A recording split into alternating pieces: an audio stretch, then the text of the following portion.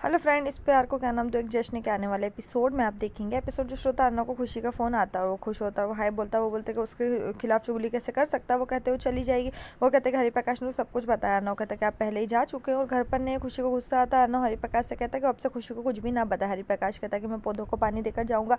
अर्नव कहता है मैं पानी दे दूँगा और बोलता है उसे पौधे पसंद है और कहता है वो बात नहीं कर सकते और किसी को चोट नहीं पहुँचा सकते। यहाँ तक कि उसकी माँ को भी ये पसंद था। वो कहता है खुशी को लगता है कि मुझे पसंद है क्योंकि वो मुझे उल्टा जवाब नहीं दे सकते। वो कहते कि ये सच नहीं है, लेकिन हाँ हो सकता है। लेकिन मैंने खुशी से शादी क्यों की? क्योंकि वो मुझे उल्टा जवाब देती है और वो सब करती है जिससे मुझे नफरत है। जब मैंने उसे बताया तो उसने दावा किया कि जैसे मैंने सोचा था कि उसने मुझे लॉर्ड गवर्नर नाम दिया कि कोई भगवान नहीं है। याद है पहली बार जब मैंने उससे कहा था कि मैं भगवान में विश्वास नहीं करता तो उसने कैसे प्रतिक्रिया दी। एक फ्लैशबैक दिखाया जाता है। खुशी अर्नव से कहती है कि भगवान से बड़ा कुछ भी नहीं और वे भगवान में विश्वास करते हैं। अर्नव कहता है जिसके पास पैसा है उसके पास ताकत है। खुशी कहती है कि अगर वो दर्द देता है तो वो इलाज भी करता है। वो कहती है कि भले ही आपके पास धन या शक्ति हो, लेकिन आप भगवान का मुकाबला नहीं कर सकते और आप खुद अपनी किस्मत को नहीं बदल सकते। वो कहते कि मैं देवी माँ की मर्जी के बिना कुछ भी नहीं हो सकता।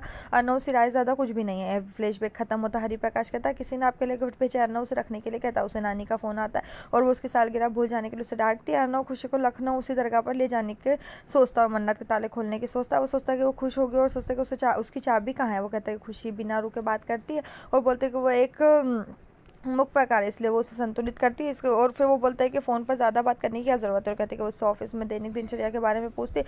वो कहते हैं कि सुधार करने की कोशिश कर रहा है। कहते हैं मैं उसे हंसते हुए सुन सकता हूँ। नीचे बैठता है और कहता है कि जब उन्होंने शादी की थी खुशी हर पल सालगिरह मनाना चाहती थी। वो कहता है कि मैंने उसे नहीं बताया लेकिन मुझे तारीख अच्छी तरह याद है। मुझे याद है जब उसने मुझे पहली बार हंसाया था। एक फ्लैशबैक दिखाया जाता है। अर्नव से बोलता है खुशी को कि उसके गाल पर कुछ है। खुशी बोलती है कहाँ? खुशी अपना चेहरा साफ करती है लेकिन उससे ज़्यादा उसके चेहरे पर निशान बन जाते हैं। वो बोलते हैं कि आप मुझे माफ़ कर देंगे। वो कहती है मैंने जो कुछ किया अनजाने में किया और ये सब एसिडिटी के कारण था। अर्नव जो उसका फेस देखता है और हंसने लगता है। खुशी देखती है और वो क्यों हंस रहा है। फिर अंजलि आती है और वो उसकी हंसी देखती है और वो कहती है मुझे विश्वास नहीं हो रहा कि आप हंस रहे हो। वो कहते हैं कि उसने उसे कई सालों बाद पहली बार हंसते हुए सुना। फ्लैशबैक खत्म होता। अर्नव कहता मुझे नहीं पता कि वो अपने चेहरे पर अगर किसी इंसान के व्यसन लगता है तो उसे पता कैसे नहीं चल सकता।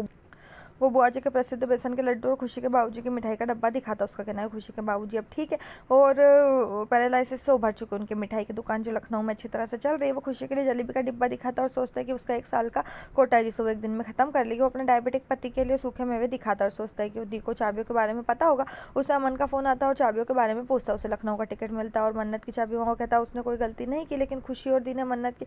वो कहता है दी ने उसके लिए मन्नत की होगी कि उसे उसका प्यार मिल जाए। वो कहता खुशी हर जगह उसके साथ थी, घर, ऑफिस, कार और गाड़ी की डिक्की में। और फिर उसे एक लेटर मिलता है जिसे वो देखकर चौंक जाता है। यहीं पर जो ये एपिसोड ख़त्म।